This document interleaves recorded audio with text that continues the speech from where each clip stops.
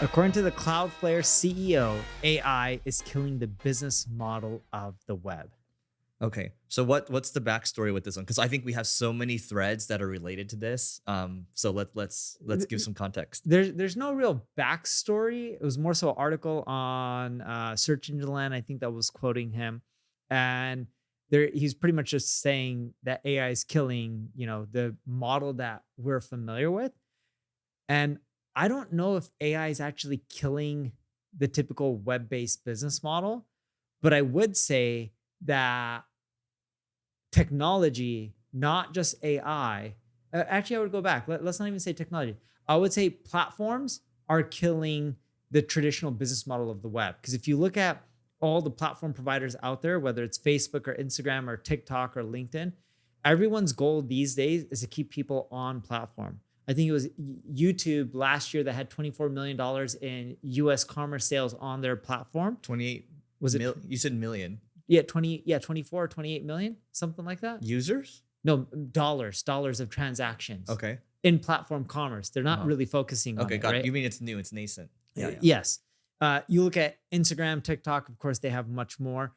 But the traditional model of the web is you get people, you send them off to your website, Uh-huh. you do marketing, you get clicks, you send them Yeah. off to your website, and then you go from there. Yep. I think the things that's really shifted is AI is making it where it's more brand related, kind of like television, but they're bringing that to the web, right? With the brand mentions.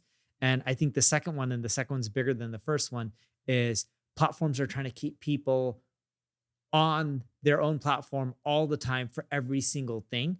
In essence, they're copying the Asian model of the all-in-one app. Um, the US apps have not gotten there yet, and I don't think they'll be fully quote unquote all in one due to monopolistic laws and rules.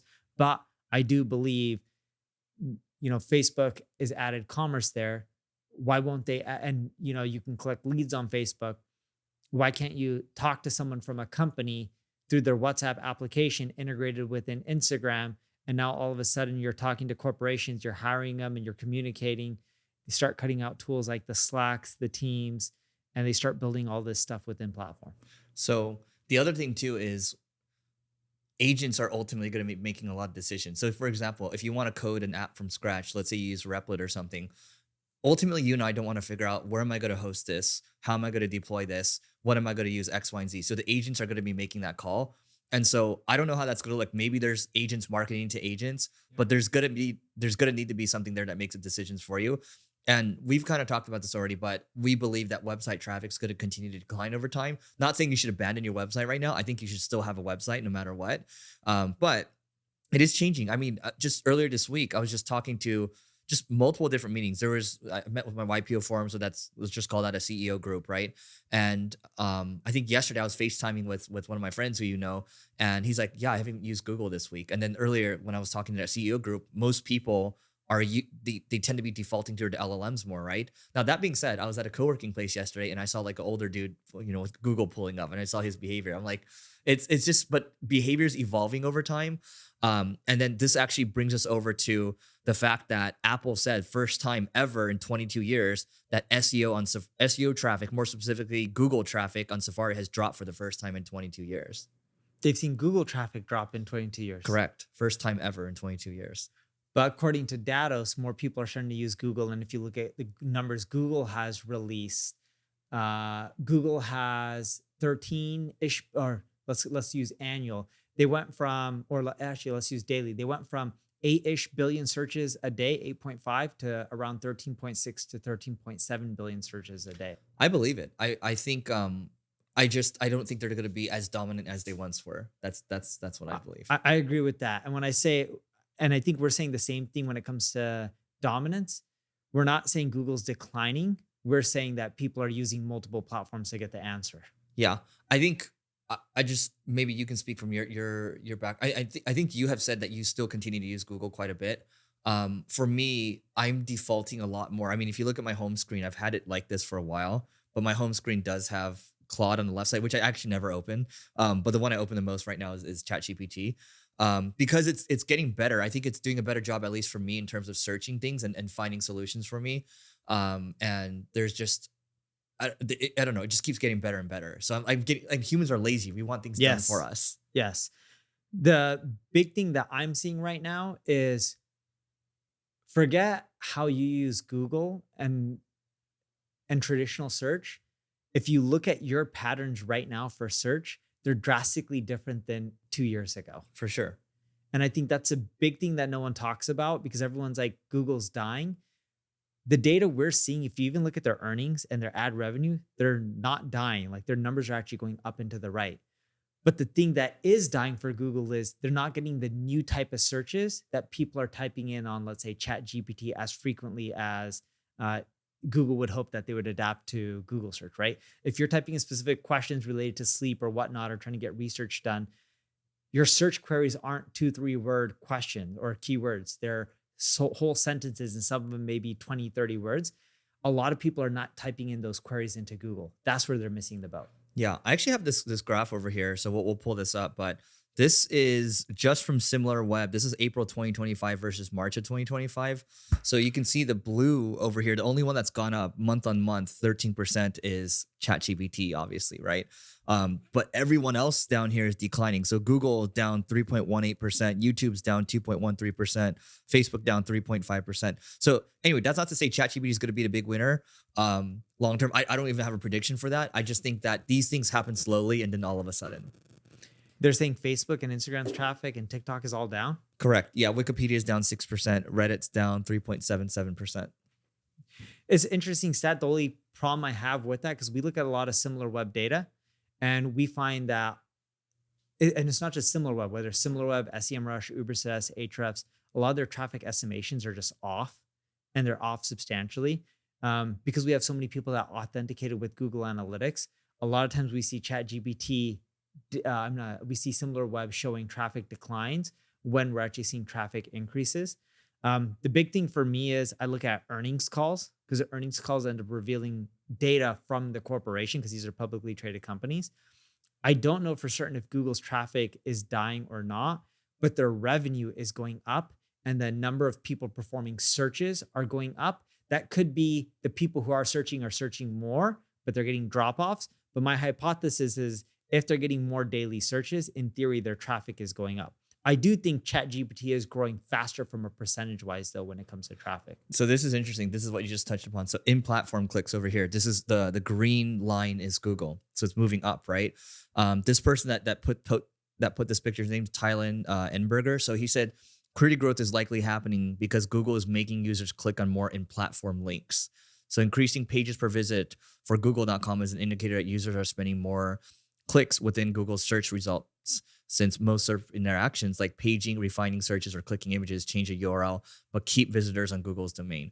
Higher numbers suggest Google's capturing more clicks internally rather than users quickly leaving for other sites. Yes. Yeah. But that doesn't necessarily mean Google, based on that chart, it doesn't mean that Google's necessarily getting more traffic or less traffic. It could be users clicking more within app, making up for traffic downfalls. I don't know. I think Google's still going to be a fine business long term. They've got a lot of data. I mean, they have YouTube, they have Android, they have all these things. Who knows if the DOJ is going to break them up? But I've got something interesting for you, and then we can give everyone kind of a practical take on what to do here. But what I've noticed this week, so from the SEO world, yesterday I talked to a couple people from a big agency. Okay. And funny enough, I'm interviewing a couple of them right now. They were passed over to me.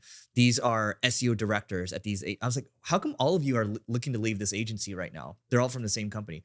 They're like, oh, haha. Because we aren't closing any more SEO deals right now. And it's been a while, right? So we can chalk that up to it's a poor economy, but we can also chalk that up to like the fact that they just aren't doing innovative work anymore and they can't charge those prices. The other thing I'll say too is for the first time, yesterday I kind of half-assed the post on LinkedIn. I'm like, hey, we're looking to hire some killer SEOs. This is the first time ever I've had so many people hit me up.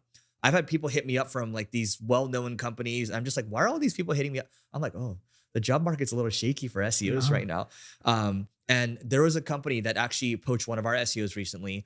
And I was talking to my guy that was poached. And then I was like, tell me about the company that you're going to now.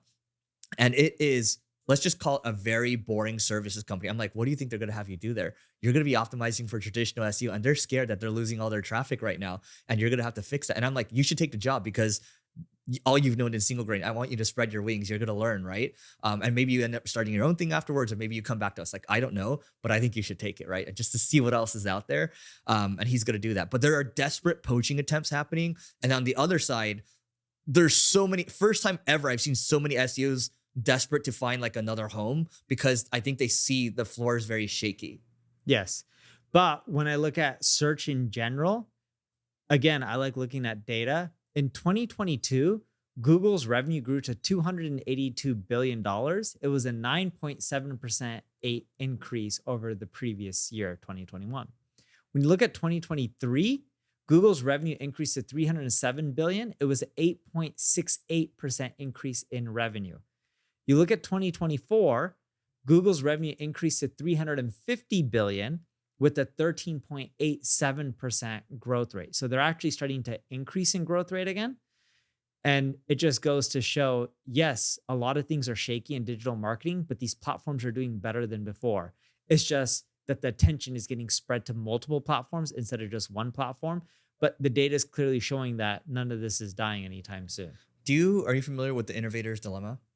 No. Okay. So Clayton Christensen, so he wrote this book called The Innovator's Dilemma, and basically describes the paradox where successful companies fail by doing everything right because they have to focus on sustaining what they have right now.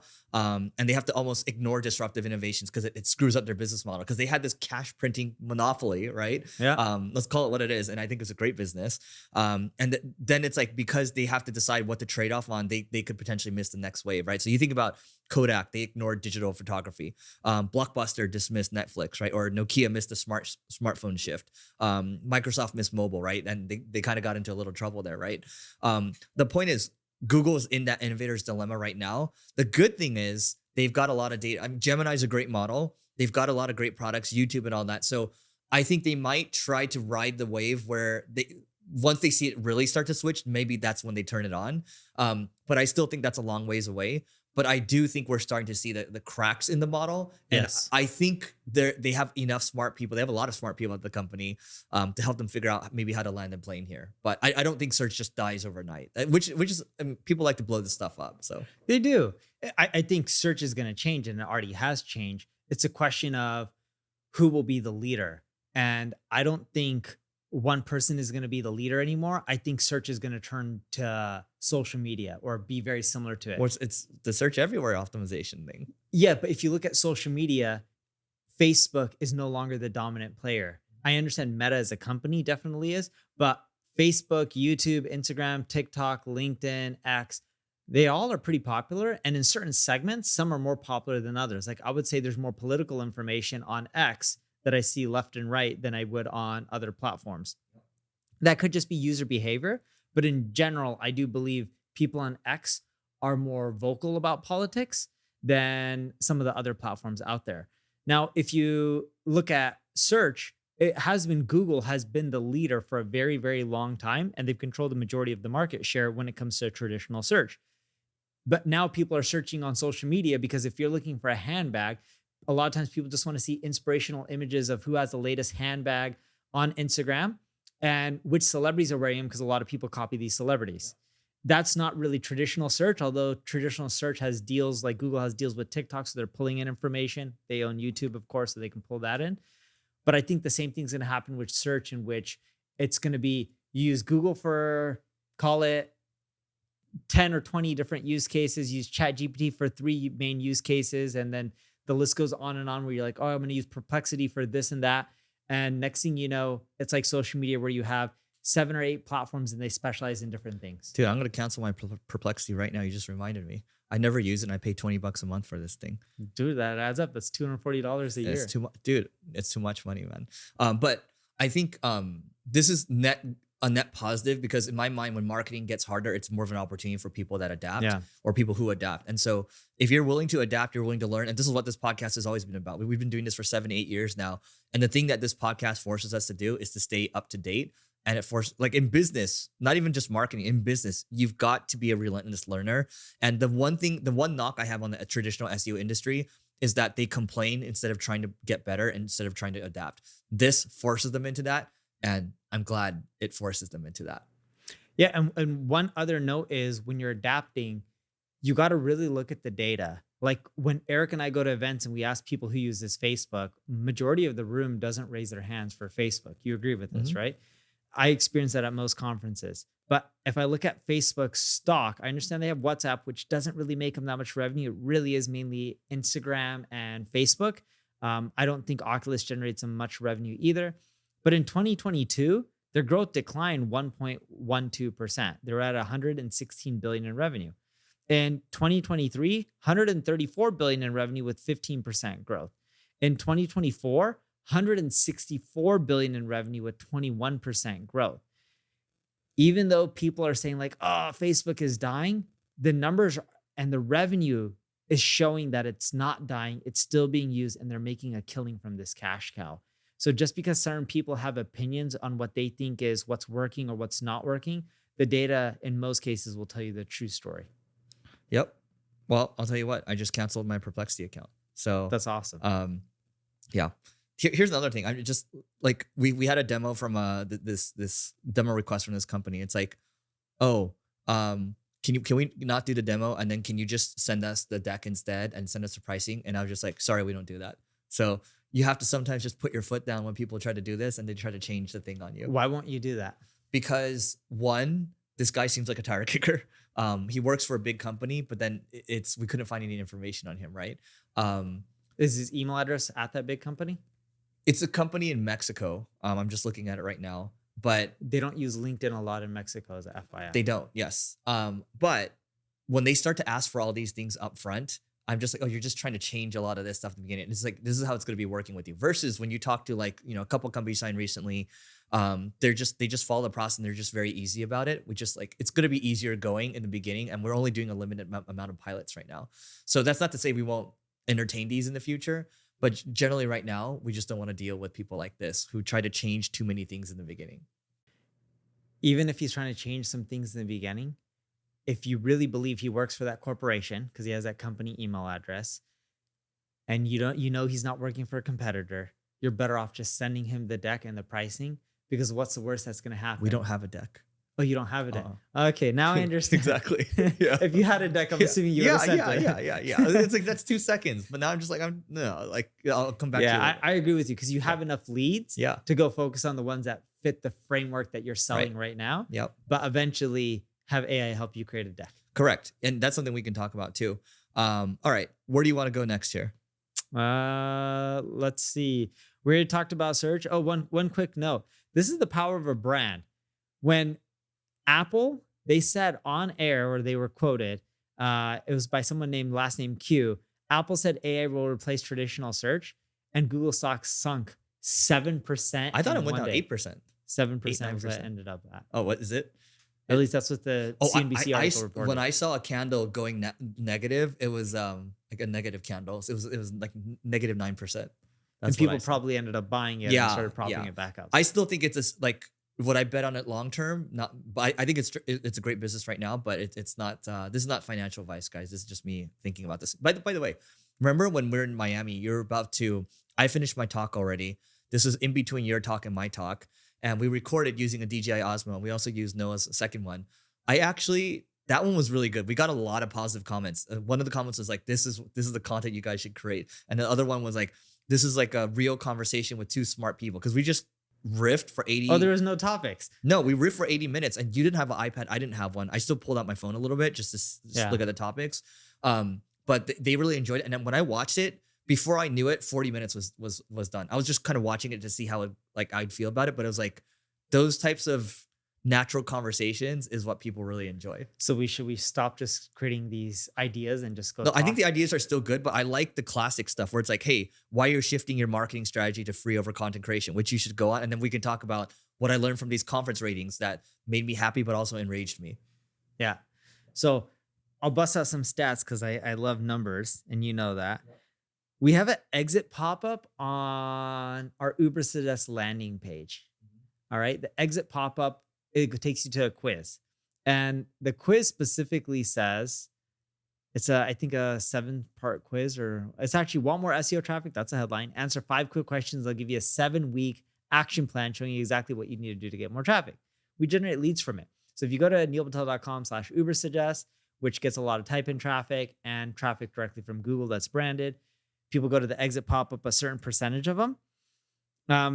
In 2023, we generated 9,973 leads for that. This is just United States. 2023. Okay. Just from that exit pop-up quiz from that one URL. And we close 1.7 million, 1.742030. So let's just call it $1.7 million in contract value. This is services. Yeah. All right. Now, that's just the original contract value. A portion of those people could renew. Maybe some people went bankrupt in between. I don't know. I don't have the actual data on the LTV. I just have the original contract. Internationally, from that same page in 2023, we generated 38,736 leads and only $338,000 in revenue. All right. So the international team didn't do as good of a job closing. 2024, in the United States, 7,331 leads and $2 million in contract value. Okay. It was literally 2,007,751. So let's just call it 2 million. And international, 33,458 leads, 939,979. So almost $1 million. So roughly 3 million from that quiz. And then in 2025, it's too early.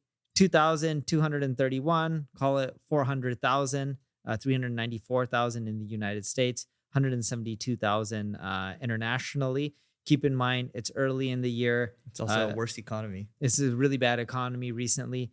And we cohort. So the leads from 2024 that close in 2025 is counted towards the 2024 numbers. For 2025, our sales cycle is decent. It's actually gone longer. So we expect if we just close off leads tomorrow, the numbers in theory would be better a month, 2 months down the road, because you still have a lot that'll close from the original leads.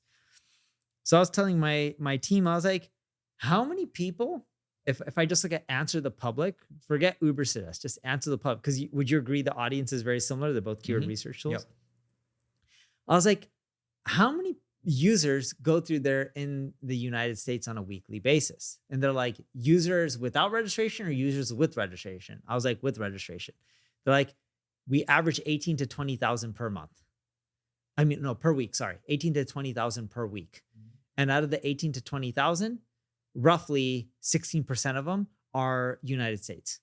So you're looking at roughly 2,800 leads per week in the United States. I was like, Wums, if there was no pricing on the app and I just sold every single lead on services and opened up the app to be more free and just ate the cost, how much more traffic would I get? Because I think I can double up the traffic, because the traffic is down by almost half from 16 months ago, not a year ago, 16 months ago, because they've been more aggressive on the paid side. And I was like, dude, I just opened up double the traffic. So instead of 2,800, in theory, I would be at 5,600. You know how much more revenue I would just close if I just open it up? If I just open up and made the app free from a service-based business. So in the next 2 weeks, I say 2 weeks, I'm hoping 2 weeks. On the 14th, people will open up parts of the app, not fully of the app, because we don't want to crush the revenue. But they, in the last like 40-ish days, they made it even more aggressive. And I was like, guys, go back to what it was. So I'm going to open a little bit more up. And then I'm going to just start collecting leads and run a test. And if the leads start panning out, it'll take me 35 to 40 days to get initial data on if we can close leads and they're interested and we're getting to pitch. Because the moment we get to pitch, we know our close rate ends up being really standard, right? So it's just like, I lead to a pitch, I don't know what the ratio is going to be, but pitch to close, it tends to be standard, because by the time we were pitching, they're super qualified. And I was like, dude, I spend so much time creating these YouTube videos, right? That you don't enjoy doing. That I don't enjoy doing. I had to create more scripts today, which I don't want to do. Yeah. And we spend money on paid ads, and I spend tons of time going to conferences, which I love interacting with more people, but you can take a guess if I enjoy going to conferences, right? I want to just be home with my family. And if I'm home with my family for like 3 months straight, I miss conferences. But like this week, I was at 2 conferences, one in Toronto, came back, and then the next day I went to Fort Lauderdale. I don't know why my team didn't. Why don't you just go down? That's what I'm saying. I That's don't know so why my dumb. team. I would be so pissed. I think one was booked at the last minute. Still, And then, someone needs to be looking ahead. but I was too cheap to change the flight. Oh, we knew a week in advance. That's on you. I don't want to pay That's $1,000. You paid for the extra pain. But the $1,000 it adds up, dude. That's the Indian in me. I couldn't spend the money. Dude, okay. You have to fly back 5 hours to LA, and then you have to fly another 5 hours to Fort Lauderdale, and then, or 4 hours. And then Yeah, but 5 I just hours work back. on the plane.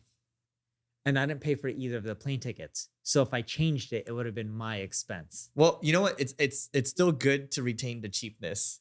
It's good. Yeah. The frugalness is good. And we should talk about this because I was thinking about it this morning. I'm like, what are the first principles? What are the building blocks to building a generational business? We can come back to that in a second. Let's finish this point though. So, okay, you're pivoting.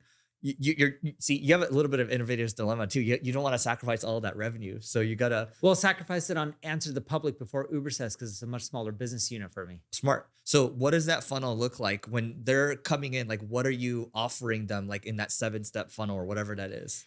Well, the 7-step funnel in Uber Success is not a Uber Success lead gen collection. My team just has an exit pop-up on the neilpatel.com site. Uber Success is on the neilpatel.com site. It doesn't have its own domain name, even though we own ubersuccess.com. I just show the exit pop-up on that page. It's not related to Uber Success. It's just like, take this quiz. We'll give you an action plan to grow your traffic. Yeah. What's the difference from that? Because when they fill out an action plan, it's not like they're saying, hey, give me consulting. They're just saying, give me an action plan to grow my traffic. Yeah. People on Uber Success try to grow their traffic. I don't collect a full lead on Uber Success. I don't collect a full lead on Answer the Public. The theory will be to collect a full lead, I need URL, website or budget, marketing budget, revenue, phone number. Those are the 4 fields that are pretty much a must-have for my sales But you're team. not going to try to collect that unless you enrich them and it looks good. What I'll do is I'll give more of the app for free. I'll be more generous on the features. There'll still be a lot of stuff that requires a paid upgrade, but I'll be more generous on the freemium side. And then on the second step, when you register, it says register through Google or just put in an email and password. The next step, I will force them for United States only, because my US sales team is the biggest. It's the quickest for me to run an experiment. I will ask your step 2 out of 2 to finish your registration, so we can adjust the Uber Answer the Public data and reports to you. We need your website URL, your marketing budget, right? To unlock premium features. Thank you. That's a great idea, to unlock premium features. I'll test that. Dude, that's a great idea. Yeah, there you go. Thank you. That is really brilliant. Let us know how that goes. Yeah. So then I think I'll get, dude, with that, I know I'll get a lot more leads. And then what'll happen from there is we will go and call. And if the numbers work out, I'll just blow it all up. And the biggest ATP features that cost us money is things like tracking. So when you put in a keyword, we're looking at things like Google Suggests, or people also ask, how does that change from today to tomorrow to next week to next month to next year? And aggregating all of that data, that is actually the biggest expense on Answer the Public, from what we can tell, right? Or at least what my devs are telling me. I don't know how accurate it is, but that's what one of the product managers told, or product people told me.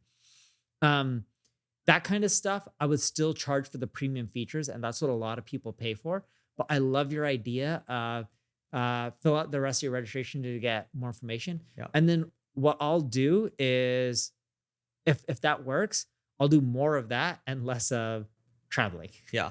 Less traveling, less content creation. I think you'll still keep the content creation for also keep the content creation, even though it's painful for me to record 8 videos a month. Yeah. But if I cut down the traveling, it's not as painful because it gives me stuff to do. Yeah. But dude, the traveling is just so painful. Yeah. The back and forth, it's, when I get there and it's a new country or somewhere I haven't been, it's great. Like, you get to enjoy the local scenery and all that, and maybe meet up with some people. Wait, but is it really great if it's a new country? I mean, okay, we had fun in Frankfurt. Frankfurt was cool. Yeah, but do you really do anything that's touristy? No. Well, no. So here's what I enjoy doing. I enjoy hanging out with friends, and I enjoy trying different restaurants, and I enjoy like walking the parks. It's like old people stuff, right? I enjoy the old people stuff. Like getting sun and walking the park and being out in nature, and then I just work. Like walking in parks, like the Yeah. actual parks. Yeah, like okay, when you go to London, they have all these like Hyde Park. They have all these parks, right? Yes. It's great. I don't know. Parks are fucking awesome. We're very similar. You want to know the number one reason I'm looking to move into my new house? Why? Because you can walk around more. Yes. Exactly. And I walk around probably for outside hour plus a day. Yeah, and then you're probably on your phone all the time too. I take my kids sometimes to walk with me around the new house. And what I do is we have, even though we're doing construction there, I have bikes, their bikes in a garage. So then I take their bikes out of the garage with them and they go and ride their bikes on the sidewalks and stuff because it's a safe, quiet street. And I go run around chasing them. Yeah, see, that's great. And I great. love it. And I'll do it for like, I try to do it for an hour. They usually get tired after 30, 40 minutes, but it's fun. That is like one of my happiest moments in That's life. worth it. You know, it's funny. After I was thinking about it this morning, I was like, the moment Neil had kids, he completely changed. Like, don't get me wrong, you're still very much optimized for money, but it's less of that now. Yeah, Yeah. it's a lot less. of Yeah. that. Okay. So just on what we're doing right now, we're kind of doing something similar where I'm like, okay, we have this influence pipeline reporting feature, right? Which shows you how your ads are affecting like more, are they driving more events? Are they driving more interactions through email, or are they changing your deals in HubSpot or whatever, right? Because you want to determine if your ads are actually driving your pipeline forward or not. So we're just like, what if we just give that part away for free, or at least freemium it, right? Which you actually have something here on freemium. Or why don't we just give away for ClickFlow, give away 25,000 words for free while everyone else is still trying to charge like a lot of money for words, right? Why don't we just give that away for free? And so right now for us, we're much more aligned internally on go to market for a lot of these features that we're splintering off, because those, as AI makes it easier to build different calculators or different ebooks and things like that, you probably want to continue to move upstream and to differentiate yourself. And you've done that for a long time with Answer to Public and Uber Suggest. Yeah. What are you going to end up doing to really grow your top of the funnel? If you had your product right now just does ABM and that's it. It does. Okay. So Carrot does personalized ABM ads. It also does personalized landing pages too. It also does influence pipeline reporting. So those are the three primary Wait, what's features. the last one? Influence pipeline reporting? Influence pipeline reporting. What does that mean? That just, all the B2B marketers, they want to know if like this stuff is actually working. And so we basically like, when's the last time you opened Gong? Never. Okay. So Yeah. So okay, Gong shows you like when a lead is very active, there's like more and more like larger like Clusters? bubbles and clusters, right? Okay. So that's what our influence pipeline shows. It's like there's like these beautiful clusters. Like, oh, if you had an email over here, it's a blue like bubble, but if you had multiple emails, it's a bigger blue bubble. And you just have all these things Per lead. So you know which Per ones lead, are more yeah. likely to close Yeah. because they're engaged. And then you can see it before and after. Hey, this is when you started running LinkedIn ads over here, and then boom, okay, you got way more activity. That kind of, you try to justify your job as a marketer, right? You need stuff like this. And so there's a lot of people that charge for it. We're like, why don't we just give that part away for free? So just more stuff like this. That's cool. And so you're going to give that away for free. Yeah, at least a free version of it, and then for premium features, please enter more information. Yeah. No, dude, the one trick though, because with the premium stuff is it's not for more premium features, enter your information. It's the wording is going to be off, but for more premium features for free, right? You got to include the for free part. Yeah. So they know that you're not just making them register and there's a credit card following up. Yeah, that's smart. Yeah, that's important. That's this is good. the conversions drastically drop when you don't put the word for free. Like we've tested register to keep using, and when we put register to keep using, comma, it's free, it drastically changes sign up flow. Dude, see, this is what Josh, who works with George Gammon, said. He loves it when we share stories like this, and then we have data to share. So we'll try to bring the data back, Josh. Yeah. But by the way, before we move on here, so the fact that you can pull out your phone and you have all this data already, you must have so much data on your phone and so many people texting you about all this like different data, right? So I kind of want to know from your end, how do you create a culture of data discipline in your organization? Because if the founders don't enforce this, it quickly falls apart. And I think you've kept it locked in since the beginning. Dude, so check this out. Okay, data, revenue, lead channels. This is just text. This is just different threads. Okay. I'm just going to go images. Let's see. You can click on that person, just go to images. Data. Well, this is a group chat. Searches by sources, what people are using in our channels. Every single day that caused, every date that they made a change to our applications, traffic over time by day. So then that way we can correlate, what caused a decrease in traffic. But like, even like with charts. So, And are these automatic every day, or you ask for them? some I ask for, a lot, our majority are just shared within the team. Like here's another one. It looks per month, organic leads, organic traffic. It's total organic traffic, total new organic leads, DC scheduled, DCs happening, pitches, contracts, deals, MRR, and it compares it for the last month, the last 3 months. And this is for our SMB division. I don't know what country because that's cut off, but it's for a specific country. You already saw this one. I'm assuming you ask for it 30-40% of the time because you ask for a lot Look, of things. they're sending me a lot of charts and data, and they're like, here's our internal charts. Which ones do you want pretty? Yeah. And Okay. This goes to content creation too. This is content creation Yeah, too, yeah, but yeah. they're just sending me like data, and they're just saying like, do you want us to make these pretty or Yeah. not? Yeah. But yeah, dude, my team just shares data like every But single you still day. probably ask 30-40% of the time, or is it 20% of the time? Because you like these things all the time. I probably ask like 50-60% of Wow. the time. Okay. See.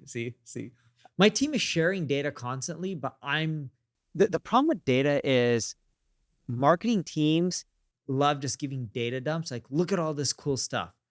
And what I go back at them with is, but the data is irrelevant. What's the data that matters? Great example. I was talking to Kyle Beleza. He runs operations for us. And I forgot the multiple that he used. It was just like, Neil, a paid consulting client is worth like 500 times or 1,000 times more than a paid answer the public user. And I was saying, okay, 500,000? No, like 500 times Okay, yeah, or 1,000 times. Yeah. I don't know what the multiple is, but Yeah. it's large. Yeah. Because you could buy answer to the public subscription, call it for a few $100 per year or lifetime or whatever it is, but it's cheap. Let's go 200. I don't know what the latest pricing is, or let's go to 100 and something. So he's saying, hey, dude, consulting clients pay, let's make it up at $100,000. I'm just making up the number to keep him simple. And he's saying, answer the public user is worth $100. I'm using clear, easy numbers, so it's just easy to think about the numbers. When you look at it from that comparison, that's 1,000 times difference. And I said, so he's like, we should just focus on getting more customers because one of those customers makes up for 1,000 answer the public customers. And I said, kind of. And I'm like, what do you mean? And I'm like, well, you're talking about revenue. Our expenses in consulting is high. A new customer, every additional customer we get to answer the public is almost pure profit. Yep. You're really just paying credit card processing because you have a lot of fixed costs. I already have enough support people.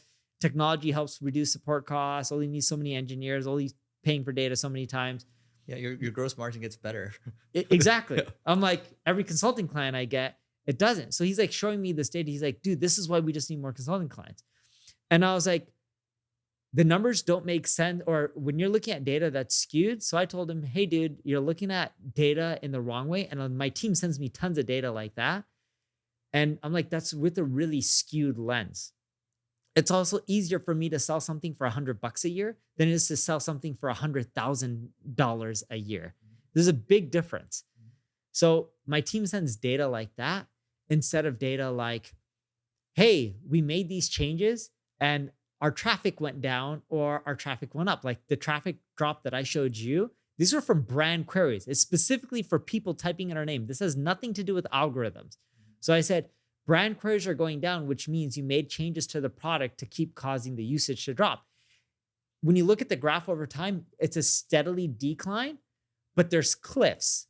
And the cliffs, why would something just drop off all of a sudden during 1 week? It's not a competition doing anything. We go back and look at the dates. It's because my team implemented something, and it's typically they implemented something a week to a month before, and then it eventually took time for it to hit, and then it dropped off, and it keeps going down, and then it stabilizes. And then they keep making changes, and that causes a drop. So for me, when I ask them for data, I'm asking them for data that helps me solve specific problems, while they just look at a lot of random data and they don't necessarily know what to do, or they'll make informed decisions. The best example of this is, and this is what's causing the traffic drop. Like, Neil, did you know we get a lot of paid signups by blocking data for CPC and volume data with keywords? So like, instead of giving people like 5 keywords of data, we're just going to give them 1 and then force more people to log in or force more people to sign up. They do that. The conversion rate goes from someone seeing to signing up. But then what they don't look at is the whole story in which, over time that caused usage drop and traffic drop because there wasn't enough for free. And that caused total revenue decline and traffic drop. So having a lower conversion rate, but more traffic, still made more money than having a higher conversion rate and less traffic. This goes back to one of my favorite quotes. There are no trade-offs. Sorry, there are no solutions, only trade-offs, right? And I think the key thing here is, 1, you have to be adaptable. 2, you have to have a culture of experimentation, and you have to be willing to change on a dime. But the third thing that most people ignore is, if you're a founder of the company, you can't ignore, you actually have to keep the pressure on in terms of asking a lot of questions about data, because oftentimes people, when you start to address them a little bit, you start to ask them questions, they oftentimes will just kind of blankly look at you, and then they won't know, right? And so nobody's going to care as much as you as the founder if you're listening. And even if you're an executive, you should ask deeper questions on this stuff. And that's why I asked you this question, because most companies don't have a culture of data discipline. Because even if you try to implement this stuff, they'll still stare at you blankly. And then if you stop appearing in these meetings and you stop driving the intensity, it will quickly fall apart. Yes. And you can see here, I asked them earlier, any idea when the limit rollbacks go out for ATP and Uber? So they're giving timelines. Answer to the public was May 14th. My text, all capital, wow. They already knew I was pissed at that point. Like, sorry, this is to make a change back. This is to make a change back. Wait, how long was it? They're saying May 14th, so next week on Wednesday. And when did you ask that? Yesterday. So I wanted it done today. Well, yeah, I mean, that's the thing. So as a founder, this is also your job too as a founder, or as a leader, you have to constantly ask, hey, how can this be done faster? How come it can't be done faster? Because the default is, oh yeah, I'll do it in 2 weeks. Yeah, I'll do it in 3 weeks. If you don't give like a wow or more like a F that, people are going to get too comfortable. Yes. Mine was wow. Next one was, why so long on ATP? Uber says was 2 days. I'm like, all right. Your wow was F that. Yeah. And then I'm like, and does May 14th include the new lead change I wanted as well? Uh-huh. And then they said, I can't confirm that it does. So then I was already even more pissed. And then it just kept going from there. And then my text just kept going and going and going. And then I had, this is all in a matter of like an hour. You kept pushing them until they finally gave you the answer you wanted. Yes. Yeah. It wasn't like, the good thing too is you didn't exactly dictate what you wanted exactly. You teased the answer out. And that takes longer, but that actually is a form of coaching, Neil. Even though you don't like coaching, that's a form of coaching. I just spit really far. But anyway, yeah. But it helps teach them, or it helps. It's coaching. It helps. Yeah. It helps train them and get them used to what I am willing to accept and what I'm not willing to accept. Yeah, Neil Patel, the coach. Yeah. Oh, by the way, funny thing. There's a internet marketer that we both know, and he was very popular before. And today I just decided to open one of his emails. Maybe I'll let you guess who this is, but you can tell me afterwards. But the guy still sends VSLs. Still selling the same courses at the end of the day, still selling the same type of offers. He's just wrapping it around AI and things like that. Now, I don't think there's any, I think in my mind, it's, you can keep doing the same thing or you can evolve, but this goes back to the same thing again. We just talked about evolving. Yeah. You and I have evolved as digital marketers over the years. And I'm not saying we're better than anybody.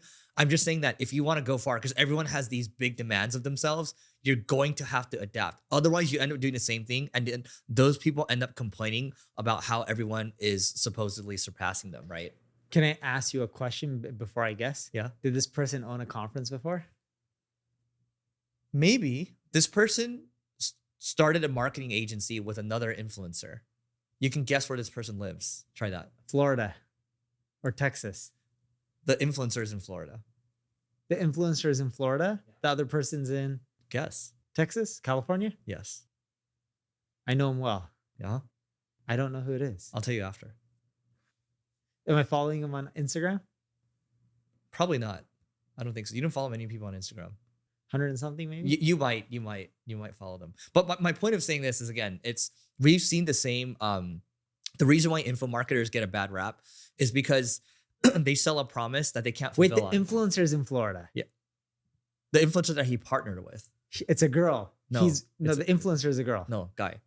Oh, the guy. Yeah. Okay. Anyway, point is, the by the way, we were giving information out for free right now, right? We used to actually be in the education game. If I used to work in online education. I think what internet info marketers cause is they do such a good job of selling, but when it comes to fulfillment, they can't fulfill for crap, right? But then what ends up happening is they keep wrapping different offers, and they know human psychology, so they bring people in. And then what happens is, okay, these VSLs convert, but then what they burn the list out. And then they have to move into a new offer, and then they have to keep Yeah. repackaging courses. Is it Frank Kern?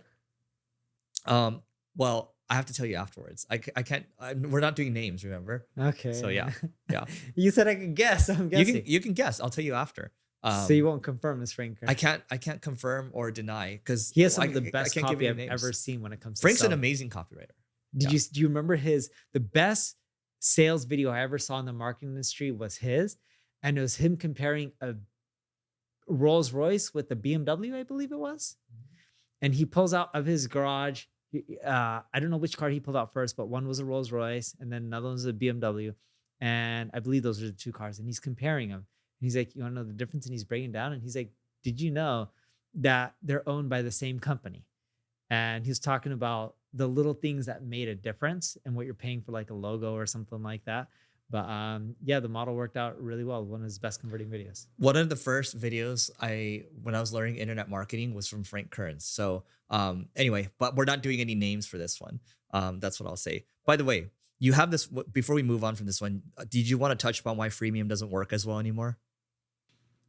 With AI, the cost to run software companies is just so much lower. You may not believe me, but I'm just telling you real data. Like if you go out there and look at when I first created Crazy Egg with Heathen back in the day, dude, we had to go buy servers and go put that in a place to get our costs down. And we had people having to connect them and program them. Software was expensive. Then the cloud came out. Cloud is so much cheaper these days than it was 2, 3, 4 years ago. Like my hosting costs are continually going down and down each and every single year just because data costs are going down. Secondly, AI makes it more efficient to run software companies because of things like design, coding, cursors. V0 for prototyping, Replit. Cursor, exactly. Design, all this kind of stuff. Support. So when you look at AI, it's making things more efficient where you can get stuff out faster and cheaper. And the cloud costs are just going drastically down. And because of that, the barrier to entry is lower. You don't really need much to do. You don't need much money to start. And freemium is a great way to get people to sell. But the biggest thing that's increased over time is actually marketing cost. It's not the creation of software. So if you just give away the software for free, it's cheaper from what we calculated for most industries than it would be to pay for the marketing dollars. Like if you look at software for free as a marketing expense, it's more effective than paying for the traffic. Yep. It makes sense. And actually this brings me into this little graphic over here that Kieran tweeted today from HubSpot. So basically, it's on the side now. So marketing today versus marketing tomorrow. So you can see this graphic over here, those of you that are listening, on the left side, it says marketing today. So you see marketing at the top, and then right under it, it has product marketing, demand generation, and content marketing rolling up to it. And it says function first, siloed, and slow. Now, marketing tomorrow, at the very top, it's just an outcome, a goal that you're aiming for. So grow traffic by 20% might be the goal. And then you have these other sub goals over here: improve conversion rate by 7% and increase awareness by 2%. The point of this one, the marketing tomorrow, is going to be mission first, AI powered, and fast. I think we're going to be looking for, hey, I just want this outcome. And then you're going to have one click, boom, it's doing it for you. And that's going to be the future. A lot of this stuff is just like, it's slower and it's clunkier. Yeah. And if I look at the left side of marketing today, I struggle to run my business like that. I've run my business like marketing tomorrow for a very long time, where it's just give me the data points, give me what's slowing down the business, and what do I need to fix to grow it. And then you just have numbers, and then you just go and focus on hitting those numbers, and you dissect why those numbers aren't the way you want. We're just not going to wait anymore.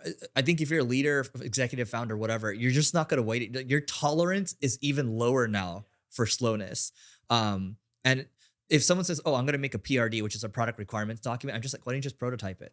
right? Or People still do that? yeah, people still create PRDs. I'm just, guys, there's no need for PRDs. Just if you're serious about this, go prototype this using V0, make a mock-up. Yeah. Because that takes, like, you and I can just, it'll take us 5 minutes to make a mock-up that we like. Whereas in the past, we would have to maybe balsamic, right? And then like wireframe it and then send it to a designer and they go back and forth to the designer, or take you like 3-4 weeks to do it. Now you get it done in 5 minutes.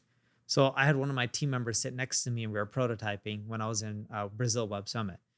I was prototyping a new report that I wanted to end up creating. It did not take me 5 minutes, sadly, but I got it to a really good place where I sent it to my team to like figure out coding it up and getting it. We had to make a little bit of tweaks, but coding it up and making it work and integrated within our tool and our backend and everything. I was able to get it there within like an hour and 20-ish minutes. That's not bad. But you're also very detail oriented. So you're going to put a lot more into it versus I'm 6% detail oriented. So 5 minutes, I'm done. Yeah. But even after hour 20 minutes, if I look at what it would have taken a team to do that in the past, you're talking about back and forth for probably a week. Yeah. So you're decreasing the cost by 99%, right?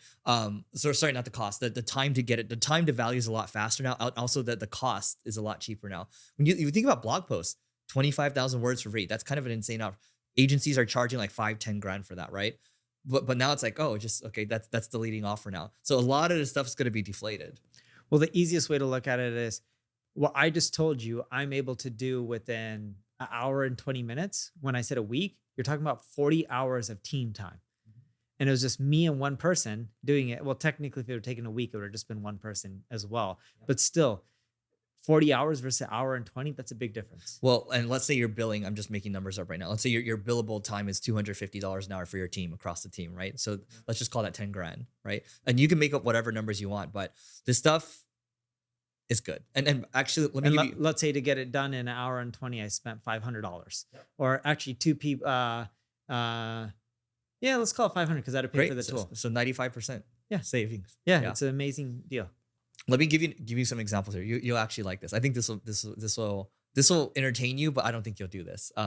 So this is how AI helps create new work that was previously impossible. So we have this thing where we have people like Noah, for example, might say, okay, here are the top 3 things I got done yesterday. And then here's the number 1 highest leverage thing that I'm working on today. Now, if you have to police that, it would take you forever. You have to check, like, is Noah actually putting in the highest leverage thing? You could say, I'm working on a job description today, right? That could be the highest leverage thing. So now I use Lindy.ai. And then what Lindy does is it will look at all the stand-up responses. And if it's that, literally someone put job description, right? I'll say, hey, Noah, I think the job description is nice, but can you be more specific here? Because we want you to work on the highest leverage things. Can you, and if it's not that, like if you're not hiring for some type of executive, this might not be the one, right? And then there's a leaderboard at the end of the month showing how everyone has scored and how consistent people have been with filling it out.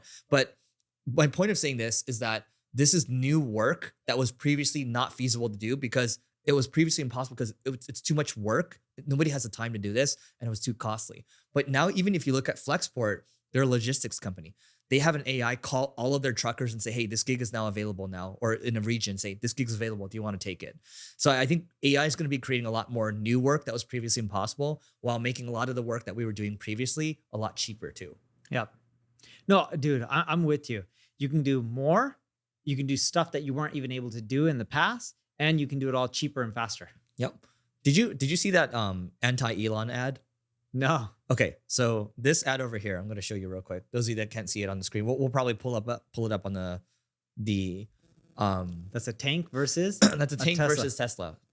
So we're going to pull it up. This guy served in World War II. He's 98 years old. So is he going to blow up a Tesla? He's going to drive the tank. So he's going to drive it over the Tesla? He's in World War II. He's like, this is a Sherman tank that he used to drive, right? And he's seen enough. He's seen enough fascism, right? That's what he's saying here. He's like, it's coming back. I don't want it to come back. Elon is backing fascists, whatever, right? And Neil and I were not saying we support either side. So he's like, I'm assuming this is in Europe. This is in Europe, yeah. So the European license plate, it's this fascism license, and this is a Tesla that he's about to run over.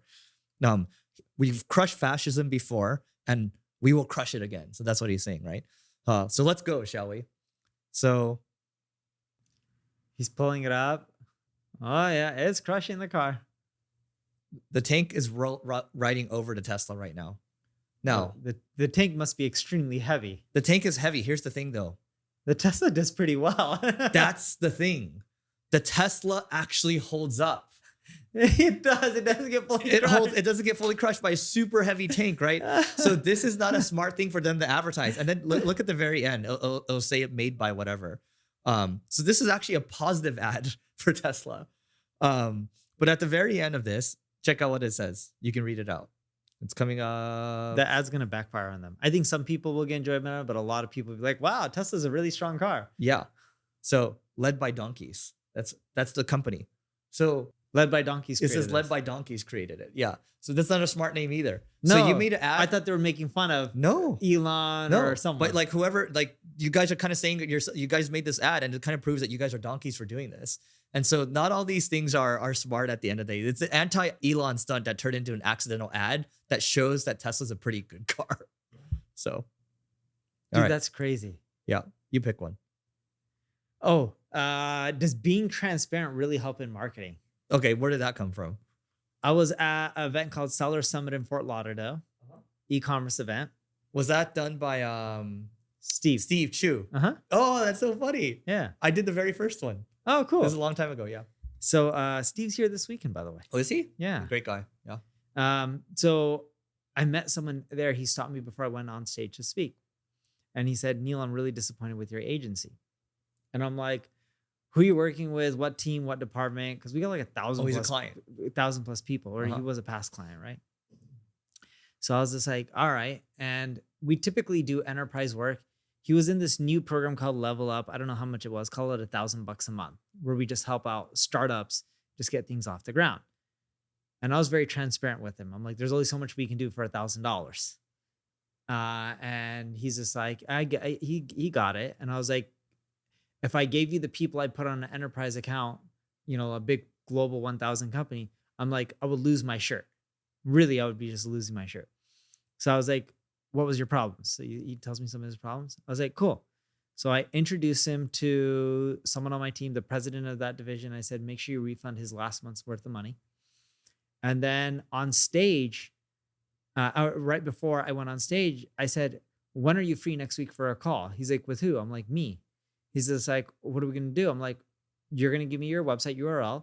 I'm going to get on the phone with you for 30 minutes an hour. I'm going to break down everything I would change to grow your revenue. So then I was on stage and people were talking about marketing and stuff. And I was giving an example because they were mainly entrepreneurs. No, I was just speaking.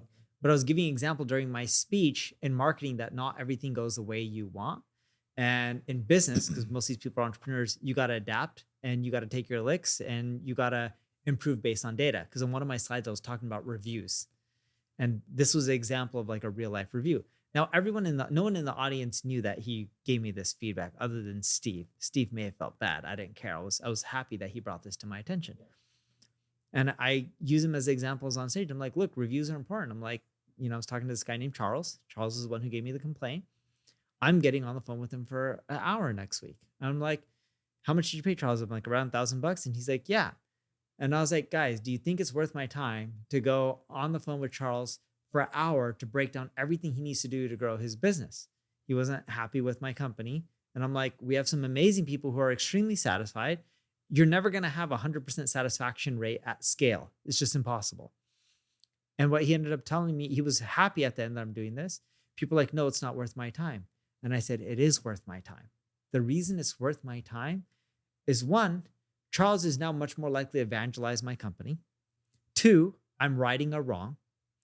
3, I'm learning what we did wrong in his opinion, so I can go back to my team and work on fixing it to create a better experience in the future, which will cause less churn and grow my overall revenue faster in the long run. Assuming my team takes that feedback, which they're really good at, especially Sarah, who runs that division. But the point I'm getting at is I was just really transparent in front of an audience. And at the end of being transparent, I had a lot of people come up to me who wanted to hire my agency for marketing, even though I was transparent on stage that Charles was not happy he didn't get results and I was working on fixing it. And just people didn't care. People like stories too. It's like us talking about this now might lead to more leads as well, right? Yeah. But the problem is there might be an expectation now where if they aren't happy, they get a 1 hour call with you. I would do that. Anyone who's not happy ever hit me up, I'm always willing to get on the phone with them. Would you do it with 100 people? Yeah. Would you do it with 1,000 people? Yes. 10,000 people? If time permitted, yes. Yeah. I think But I think it's a really important part. you have of to do business. this, especially when if it keeps popping up, you have to get on all of them because then you're the one that can drive the pace at the end of the day. You have to. But I hate to say this. One, it wouldn't ever happen with 1,000 people. You just look at client count. Two, a lot of people would have been fired if it happened with 1,000 people way before then. I'm not trying to be rude, but it's just reality because they're tarnishing our company's name. And three, I look at every experience as a way to improve revenue and reduce churn, which grows revenue and profitability faster. If the team wouldn't take action on that, if I'm giving them solid data that's actionable, not fluff, not just someone saying, I didn't like this creative, this is why I'm not happy. And if my team actually showed positive results and they don't like creative, there's not much I can do on that and other than to try to make them happier with the creative. But this guy wasn't happy with the results, the actual revenue increase on his end. So I was like, all right, sounds good. I don't think he was in the program long. And at $1,000, there's only so much we can do from a consulting standpoint because it's hard. The costs are high.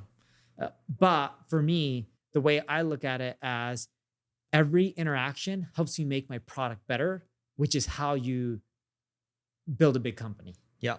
And you can't build a product or a service in a vacuum. At the end of the day, this is interesting because I talked to someone on my team. He likes to build products in a vacuum, right? Sometimes, and he's not used to talking to customers as much. The same thing with his last start. He's just not used to talking to customers that much. Like we have to talk to customers a lot more, and we have to, not only that, we have to be using our products and services ourselves. And not only that, it's talking to customers, but it's also talking to prospects too and understanding what their problems are, because that's what business is at the end of the day. It's just solving problems. So let me reframe the question. Would you rather talk to an upset customer or a happy customer? I don't learn anything from happy customers. Bingo. And I knew you were going to say that. And he's spot on. If you talk to happy customers, and I still think someone on your team should, I don't think it's a good use of your time, but someone on your team should, because if they can figure out what are the commonalities and they can push that messaging forward with your marketing, maybe you'll get more conversions on the front end. But the bigger thing is, by talking to all the upset customers, you now know what to fix and improve. By talking to the happy customers, it doesn't tell you what you should change in the business. Have you seen that show on Netflix called American Factory? No. Okay. So this is where a Chinese company buys an American factory in the Midwest. And there's a breaking point where the Chinese people are basically on one side, and then there's the American people, right? And the Chinese HR was talking to the Chinese people, was like, wait, go back. I'm confused. When you say Chinese on one side, American on the other, are you talking about in the US factory or in the China factory? I think they're in the US factory collaborating now. So this is a story that was told to me, right? So basically the Chinese HR talking to the Chinese people, just, you have to watch when you work with Americans. They really need compliments, right? Now, if you're Chinese and like I'm Taiwanese, right? So whatever, right? We're wired to take criticism. You're wired, like if you're Asian, you're wired to take a lot of heat. You're just never quite good enough when you're growing up, right? And so my point of saying this is I learned a lot more from criticism, and my coach, told me this. He's like, yeah, you've done something sick with your mind. You disregard compliments and you take criticism as compliments, right? And so I think I'm not saying you should be like me, guys, but I'm saying if you can learn to seek out more criticism, you're going to grow. Because even Bill Gates himself, love him or hate him, has said that success is a lousy teacher. And it is. I don't learn much from successes. Yeah, I don't either. Yeah. And when I read like a biography, for example, I want to know the tough things that they went through, the tough experiences. So then I can know maybe how I might want to adjust when that happens to me. One of the best lessons I learned from Elon years and years ago, not in person, but he just talked about this in an interview or somewhere online, was he reads a lot of biographies. And when he was asked by the interviewer why, he said, I like reading biographies of some of these successful people because I can learn from all their failures and mistakes and avoid making those same mistakes and for himself, right?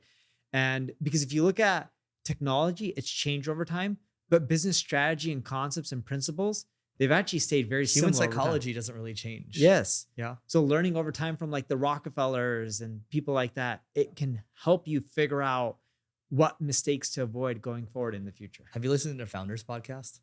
No. That's the one that's worth listening to, because all he does is he reads biographies and he deconstructs it into like a 30 to 40-minute podcast. And he's done like 1,300 of these so far. And he'll deconstruct like Sony, Microsoft, Walmart, the freaking Raising Cane's, which is like multi-billion-dollar company. Yeah, you would like who it. does it? It's David Senra. This guy lives in Miami, and he's like, it's great because you can get it really quickly. He did a Michael Dell podcast, but the thing that's common with all of these people is they were maniacally focused and they did it for a very long time.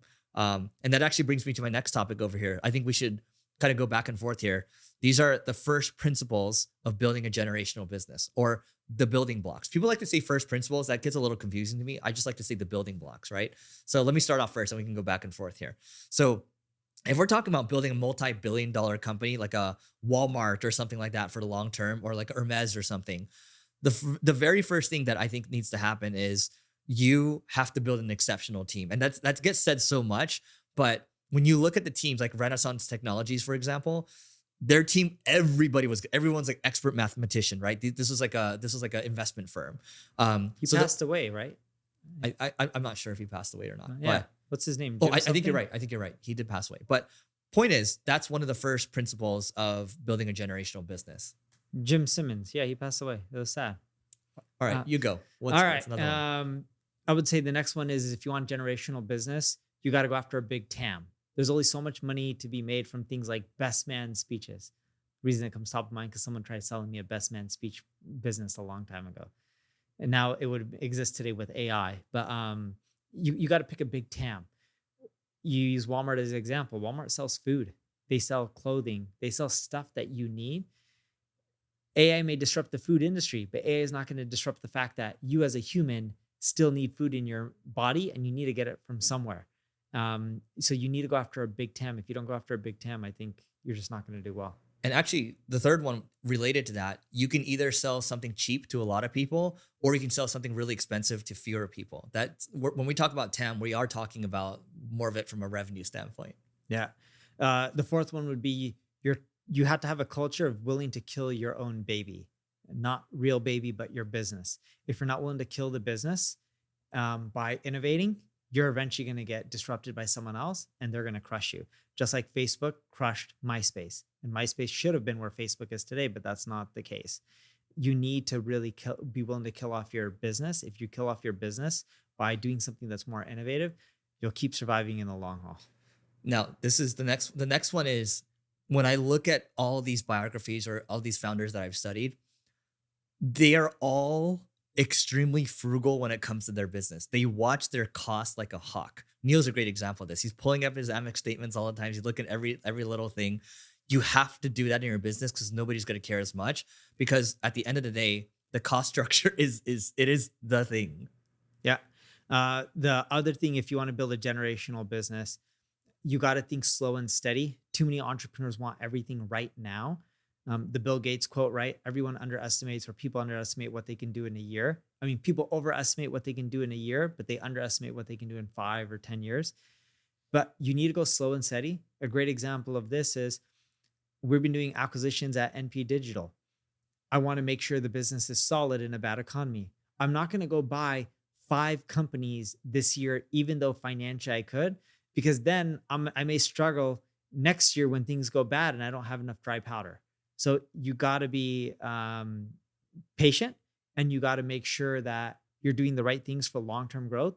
You got to be aggressive, but not foolishly over aggressive where you're not prepared for downturns. By the way, you actually shared this story. Remember, you talked to this billionaire heiress, right? But when we talk about building, we're talking about something generational. We're talking like 30 plus years. Yeah. That's what we're really talking about. The last thing I'll say from my side is you have, and I learned this the hard way. You learned this the hard way too, but you have to be maniacally focused. When you look at Raising Cane's, all they do is chicken fingers, right? When you look at Hermes, it's luxury goods, right? Or like LVMH, luxury goods. That's all they do.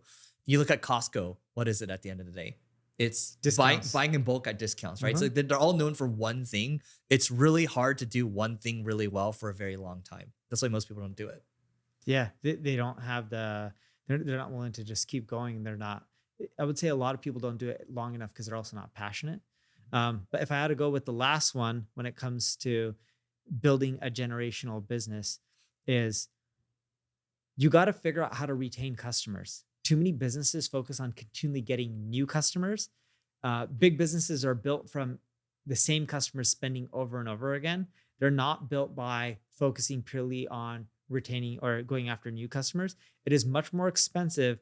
I had the stat in one of my presentations. It was like 7 times more expensive to get a new customer than it is to get an existing customer to keep spending more. So focus on getting your existing customers to keep spending money. It not only grows your revenue faster, but it helps you generate way more profit. Yep. One more thing here. We were kind of texting a day or two ago, and then there's just a lot of stuff that's happening in the business world, right? For just in the business world, but also for us, right? And I was just thinking about it, and I'm like, sure, it's a pain in the butt right now to have to go through all this stuff in a shaky economy, but I'm grateful for the pain because it is the journey that's fun at the end of the day. I don't want to be at the end of it, right? Like it's like we're in the middle of it right now, so I'm grateful for it, and I think if you're in the middle of it and you're dealing with it and you're not running away, I think you're on the right track. Totally agree. Yeah. Let me just talk before we started recording here. I got the conference ratings back from the Global Marketing Summit that I helped with, and it's really fascinating to me. And so the good thing is we scored the highest of all business network events that have more than 150 people. So that's nice, right? But when I was looking at the scores, first of all, I would say the audience is mostly affluent, right? We're talking average revenue, 41 million, something like that, right? The thing is, you can never please everyone. And so we did the event at the St. Regis Bell Harbor, and people were complaining. It was right on the beach. People were complaining about free ice cream. Free ice cream. The gelato, amazing. You have the gelato, Noah? Oh my God. You did not? Oh my Why God. not? That's a screw up. See? You what?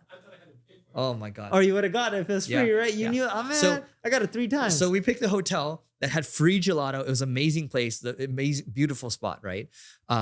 That wasn't good enough. The food wasn't good enough, right? So-and-so, one person really loved this speaker. Okay, let's just talk about me. One person really loved my talk and said Eric's speech, blah, blah, blah, great, right? And then one person was like, oh, Eric sold too much, right? And then one person's like, there's nothing new from this. My point of saying all this is that, So someone said there's nothing new from this? yeah, I bet you they didn't use all the AI tools and For sure they didn't. and frameworks that you were giving. For away. sure they didn't. And so, but I'll give a couple key learnings from this, doing this event. So one, when you do an event, it's a labor of love.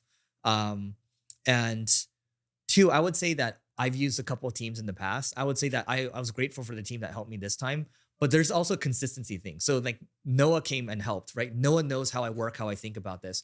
Also working with Deanna from War Room in the past.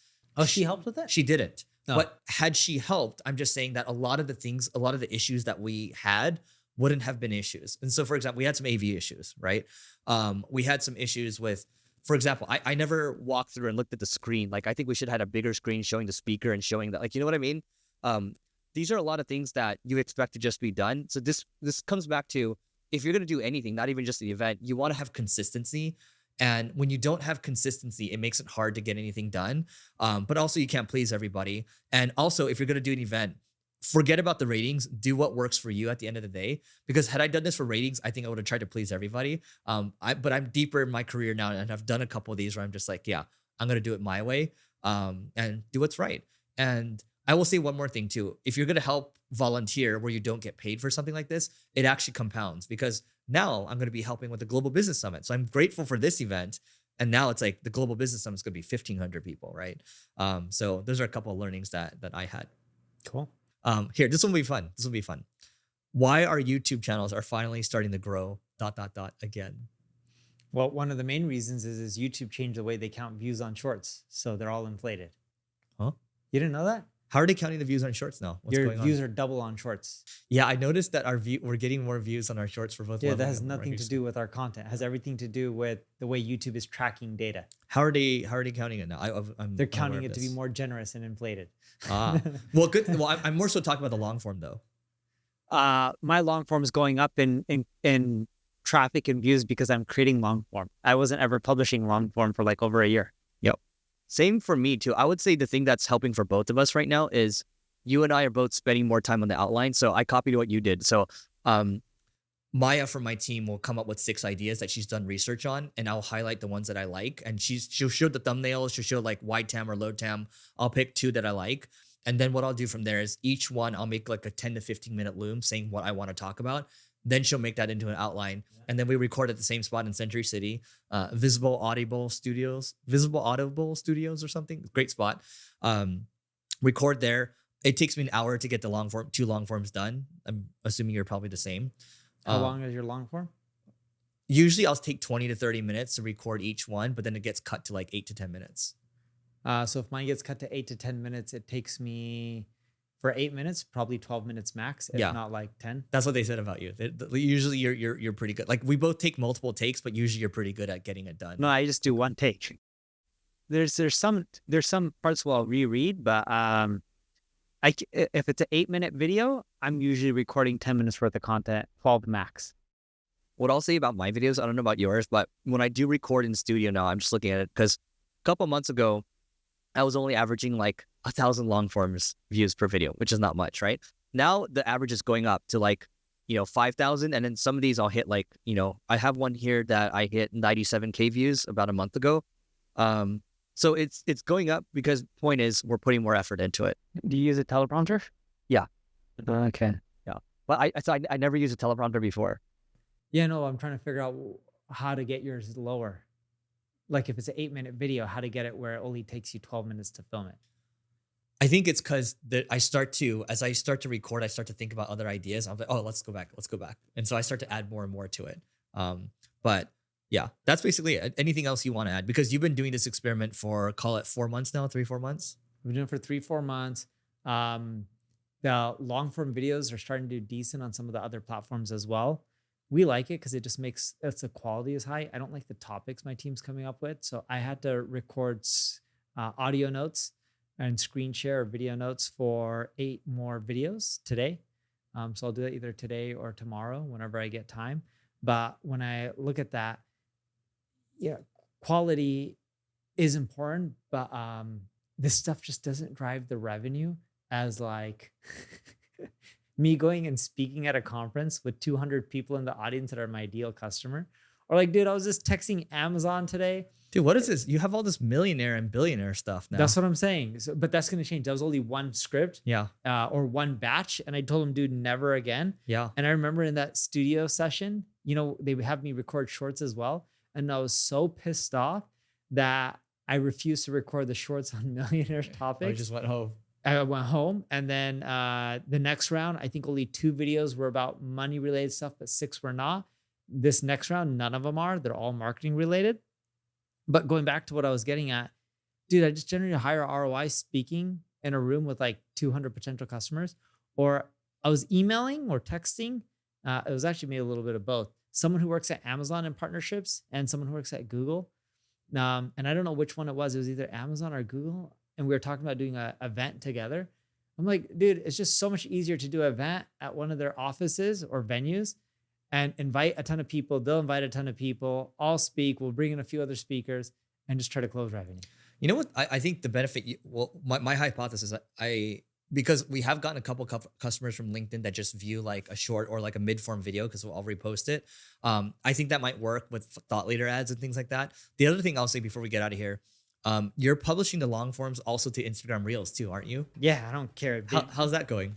They tell me I shouldn't be doing it, but I don't care because I have an audience there and some of them do well. Yeah. Anyway, that's it for today, guys. We'll see you tomorrow.